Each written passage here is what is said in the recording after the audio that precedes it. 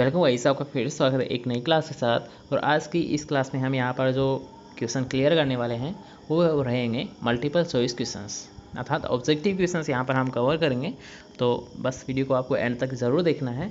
और याद रखिएगा, जितने भी यहाँ पर क्वेश्चंस लिए गए हैं वो सारे ही आपको ऑलरेडी एग्जाम में पूछे जा चुके हैं। ठीक है, तो सारे ही ओल्ड पेपर से यहाँ पर क्वेश्चंस लिए गए हैं। तो थोड़ा सा पेशेंस रखिए और क्वेश्चंस को क्लियर कीजिए। ठीक है, मेरे साथ आपको सभी डाउट यहाँ पर क्लियर हो जाएंगे।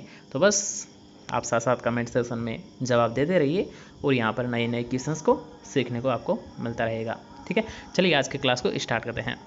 तो आज का हमारा जो फर्स्ट क्वेश्चन है वो रहेगा कि आधार बीज से कौन सा बीज प्राप्त किया जाता है। ठीक है, यहाँ पर पूछा गया है जो फाउंडेशन सीड होता है इससे कौन सा सीड प्राप्त किया जाता है। तो याद रखिएगा, इनकी जो श्रेणी होती है उसके अकॉर्डिंग अगर बात करेंगे तो जो आधार सीड का होता है इसे हम बोलते हैं फाउंडेशन सीड। अर्थात याद रखें, इस पे जो टैग का कलर होता है, सबसे पहले तो मोस्ट इंपॉर्टेंट क्वेश्चन है कि जो आधार बीज है इस पर किस कलर का टैग लगा होता है। तो इसको विशेष तौर पर ध्यान रखिएगा, सफ़ेद कलर का होता है। किस प्रकार का होता है? आधार बीज पर फाउंडेशन सीड पर टैग ये होता है वाइट कलर का होता है, सफ़ेद कलर का होता है। ठीक है, ये याद रहेगा। और अगर आपको पूछाता है इसकी संतति कौन सी है, अर्थात इससे कौन सा बीज तैयार किया जाता है, तो याद रखिएगा आधार बीज से ही प्रमाणित बीज को तैयार किया जाता है। प्रमाणित, ठीक है, तो प्रमाणित बीज है ये किससे प्राप्त किया जाता है? अगर आपको ये पूछा जाता है तो आप ध्यान रखना, आधार बीज से प्रमाणित बीज को प्राप्त किया जाता है। थोड़ा सा यहाँ पर अगर बताने की कोशिश करूँगा तो ये श्रेणी आप याद रखिएगा, ऐसे आपका कोई भी क्वेश्चन इससे गलत नहीं होगा। सामान्य तौर पर 4 टाइप के बीज होते हैं हमारे भारत में। फर्स्ट होता है न्यूक्लियस या ब्रीडर। ठीक है ना, मतलब नाभिकीय या फिर ब्रीडर सीड। सेकंड क्या होता है? ठीक है, सबसे पहले वैसे काउंट करें तो न्यूक्लियस होता है, मतलब नाभिकीय बीज आता है। फिर आता है हमारा ब्रीडर सीड, फिर हमारा आता है फाउंडेशन सीड, और उसके बाद में आता है हमारा registered seed, sorry certified seed. क्योंकि ये जो रजिस्टर्ड यहाँ पर सीड है ये भारत में तैयार नहीं किया जाता। वैसे श्रेणी तो है रजिस्टर्ड सीड की, प्रमाणित बीज की, सॉरी पंजीकृत बीज की। तो ये पंजीकृत बीज है, ये भारत में नहीं तैयार किया जाता। ठीक है, ओके, यहाँ पर किया जाता है सर्टिफाइड सीड। कौन सा? सर्टिफाइड सीड को यहाँ पर प्राप्त किया जाता है। तो पहला होता है नाभिकीय बीज, उसके बाद में आ जाता है ब्रीडर बीज, उसके बाद में आता है आधार बीज, और उसके सबके लास्ट में आता है, याद रखिएगा, वो आता है प्रमाणित बीज। और जो यहाँ पर भारत में तैयार नहीं किया जाता वो होता है पंजीकृत बीज। ठीक है, वो कौन सा होता है? पंजीकृत बीज, जिसे भारत में तैयार नहीं किया जाता है। और अगर आपको पूछा जाता है सामान्यतः कि किसानों को कौन सा बीज दिया जाता है, तो याद रखिएगा जो किसानों को बीज देने का काम करते हैं सबसे पहले याद रखिएगा फ्री में है, जिसे आप बोल सकते हो मिनीकिट डिस्ट्रीब्यूशन। तो जिसकी आप लगातार तैयारी कर रहे हैं, सुपरवाइज़र है, ये भी काम एक सुपरवाइज़र का ही होता है कि मिनीकिट को डिस्ट्रीब्यूट करना। फ्री ऑफ कॉस्ट भी यहाँ पर रहती है, और कुछ यहाँ पर याद रखिएगा कॉस्ट भी होती है। ठीक है, वैसे अभी जो यहाँ पर सीट दिए गए हैं वो मेरे फील्ड की अगर मैं बात करूँ, थोड़ा सा बता देता हूँ। ठीक है, तो यहाँ पर सोयाबीन भी दिया गया है, बाजरा दिया गया है, और उड़द के बीज यहाँ पर अभी डिस्ट्रीब्यूट किए गए हैं। ठीक है, फ्री ऑफ कॉस्ट है, कोई भी यहाँ पर कॉस्ट नहीं लगी थी। बस यहाँ पर एक जनादार है, वो डॉक्यूमेंट जमा होता है, उसके बेस पर आपको मिनीकिट है अर्थात बीज है वो दे दिया जाता है। ठीक है, तो ये था एक काम सुपरवाइज़र का। ठीक है, चलते हैं नेक्स्ट क्वेश्चन की ओर, जिसमें आपको पूछा गया कि निम्न में से क्या केले का फूल क्या कहलाता है। ठीक है, केले का फूल क्या कहलाता है? तो यहाँ देखिएगा स्पेस्ट, इसका राइट आंसर क्या होता है? स्पेडिक्स होता है। स्पाइक किसका कहलाता है? थोड़ा सा यहाँ पर कंफ्यूज आपको नहीं होना है कि गेहूं का याद रखिएगा फूल क्या कहलाता है? स्पाइक कहलाता है। लेकिन अगर आपको पूछाता है बनाना या केले, तो केला का क्या कहलाता है? स्पेडिक्स कहलाता है। किसका कहलाता है? केले का स्पेडिक्स होता है, जबकि गेहूँ का ओनली स्पाइक होता है। स्पाइक अर्थात बाली। ठीक है, नेक्स्ट क्वेश्चन यहाँ पर बात करेंगे कि सामान्यतः आम का प्रवर्धन किस विधि के द्वारा किया जाता है। आप सभी को विदित है कि आम में जो नया पौधा तैयार किया जाता है तो उसके लिए जो प्रवर्धन विधि होती है वो कौन सी होती है? विनियर ग्राफ्टिंग होती है। क्या होती है? विनियर ग्राफ्टिंग होती है। और कुछ ऐसे भी एरिया होते हैं जैसे कि उत्तर साइड, ठीक है, तो यहाँ पर क्या होता है, इनारचिंग का भी यहाँ पर प्रयोग किया जाता है। ठीक है, इनारचिंग का प्रयोग किया जाता है लेकिन कभी कभी। तो यहाँ पर याद रखिएगा जो सामान्यतः जो यूज करते हैं वो तो कौन सी विधि है, वीनियर ग्राफ्टिंग है। तो इसका राइट आंसर क्या हो जाएगा, वीनियर ग्राफ्टिंग हो जाएगा। ठीक है, याद रहेगा। चलते हैं नेक्स्ट क्वेश्चन की ओर, जिसमें आपको पूछा गया कि किस देश में सबसे ज़्यादा फल पैदा होते हैं। तो याद रखिए, आज सबसे अगर आपको ज़्यादा पूछा आता है या फल या सब्जी, फल पूछ ले या फिर आपको पूछ ले सब्जी, तो दोनों में याद रखिएगा जो फर्स्ट स्थान आता है वो तो किसका आता है, चाइना का आता है। किसका आता है, चीन का आता है। ठीक है, फल या सब्जी में जो प्रथम स्थान पर है उत्पादन में, प्रोडक्शन में, वो कौन है, चीन है। और भारत का कौन सा स्थान आता है, सेकंड स्थान आता है। भारत का सेकंड स्थान आता है, ये भी याद रखें ना। ठीक है, नेक्स्ट क्वेश्चन की यहाँ पर बात करेंगे कि 92 किलोग्राम नाइट्रोजन के लिए यूरिया की कितनी मात्रा लगेगी। अब यहाँ पर थोड़ा सा हिंट समझिएगा कि याद रखिए, जब यूरिया 100 किलोग्राम होता है, ठीक है, तो इससे प्राप्त किया जाता है 46% नाइट्रोजन, 46% नाइट्रोजन। अगर इसी की हम डबल डोज कर दे तो, अर्थात 2 कट्टे अगर हम ले आएंगे यूरिया के 100 किलोग्राम एक और 100 किलोग्राम एक, ठीक है, अर्थात हमने 2 काउंट कर लिए यहाँ पर, तो इनको अगर आप जोड़ोगे तो कितने आएंगे, 92 आ जाएंगे।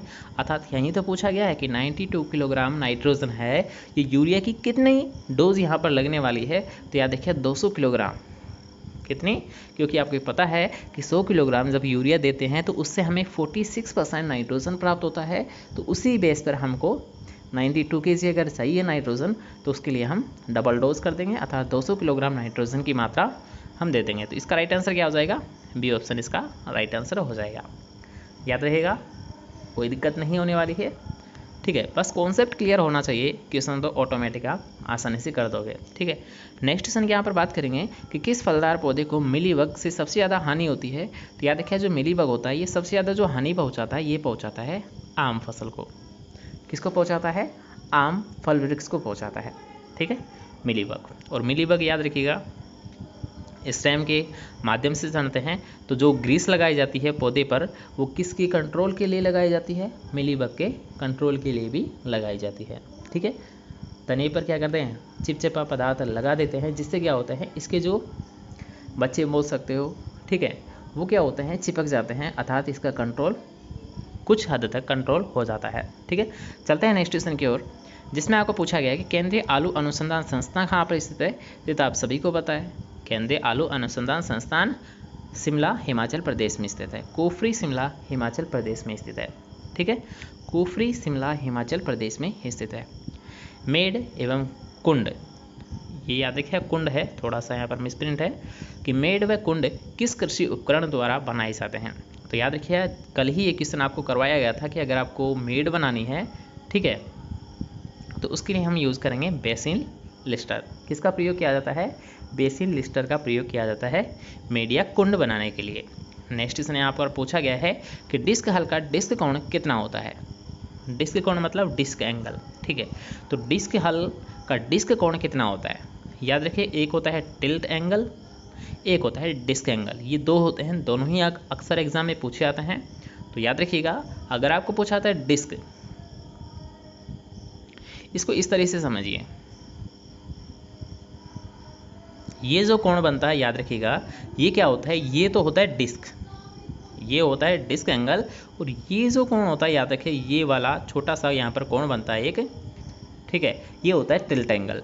तो छोटा वाला तो क्या होता है, टिल्ट एंगल, और डिस्क क्या होता है, बड़ा होता है। तो याद रखिएगा, बड़ा होता है ये 42 से 45 डिग्री का एंगल होता है डिस्क एंगल, और टिल्ट एंगल होता है ये कितना होता है, 20 से 25 डिग्री का होता है। जो टिल्ट एंगल होता है ये कितना होता है, 20 से 25 डिग्री का होता है, जबकि डिस्क एंगल कितना होता है, 42 से 45 डिग्री का होता है। तो इसका राइट आंसर क्या हो जाएगा, डी ऑप्शन इसका राइट आंसर हो जाएगा। ठीक है, चलिए नेक्स्ट क्वेश्चन यहाँ पर बात करेंगे कि गेहूं का भंडारण किस नमी में किया जाता है। तो गेहूं का भंडारण याद रखिएगा, ये किया जाता है 12% मॉइस्चर पर या फिर नमी पर। ठीक है, जब 11 से 12% नमी रह जाती है, तब क्या कर देते हैं, गेहूं के बीजों को स्टोर कर दिया जाता है। ठीक है, नेक्स्ट क्वेश्चन यहाँ पर बात करेंगे कि पानी उपयोग क्षमता कौन से पौधे में सबसे ज़्यादा होती है। तो याद रखिए, वाटर यूज इफिशियंसी जो होती है, ये सबसे ज़्यादा किसकी होती है, याद रखिएगा C3, C4 और कैम प्लांट। इस तरह का इसका एक सूत्र भी मान सकते हो कि C3 से ज़्यादा C4 की होती है, C4 से ज़्यादा केम प्लांट की होती है। C3 फिर C4 फिर आता है केम प्लांट। तो जो सबसे ज़्यादा यहाँ पर पूछी गई है कि सबसे ज़्यादा पानी की बचत आप बोल सकते हो या फिर पानी की उपयोग क्षमता, ठीक है, सबसे ज़्यादा जो इफ़िशियंसी होती है वो सबसे ज़्यादा किसकी होती है? केम प्लांट्स की होती है। केम अर्थात क्रूसिलेशियन एसिड मेटाबॉलिज्म, क्रूसिलेशियन एसिड मेटाबॉलिज्म, ठीक है। क्यों? क्योंकि याद रखिए इनमें जो रंध्र खुलते हैं ये रात के समय खुलते हैं।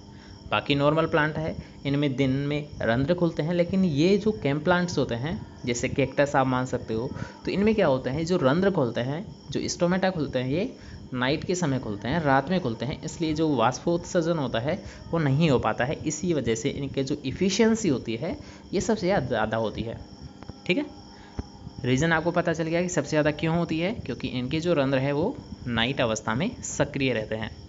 नेक्स्ट क्वेश्चन यहाँ पर बात करेंगे कि पौधे की कोशिका में प्रोटीन कहाँ पर बनता है। तो याद रखिए जो प्रोटीन बनता है वो बनता है राइबोसोम में। कहाँ पर बनता है? राइबोसोम में बनता है। नेक्स्ट क्वेश्चन आपको पूछा गया है कि क्रेब्स चक्र को निम्न नाम से भी जाना जाता है। तो क्रेब्स चक्र को याद रखिए TCA साइकिल के नाम से भी जाना जाता है, TCA साइकिल के नाम से भी जाना जाता है। नेक्स्ट क्वेश्चन है और आज का हमारा जो लास्ट क्वेश्चन रहने वाला है उसमें आपको पूछा गया है कि निम्न में C3 पौधा कौन सा है। अब तो यहाँ पर याद रखिएगा C3 पौधा के अगर आपको यहाँ पर पूछा जाता है तो इसका तो राइट आंसर हो जाएगा गेहूँ। अर्थात अगर आपको यहाँ पर ये क्वेश्चन पूछा जाता कि C4 प्लांट कौन से होते हैं तो इसमें आपका राइट आंसर हो जाता मक्का, ज्वार, बाजरा और गन्ना। बाजरा और गन्ना ये सभी क्या होते हैं याद रखिएगा C4 प्लांट होते हैं। तो C3 का यहाँ पर एग्जाम्पल कौन सा है? गेहूँ है, ठीक है। C4 का ज़्यादातर पूछा जाता है और मक्का को सबसे ज़्यादा बार क्वेश्चन पूछा जाता है कि मक्का किस प्रकार का पौधा होता है।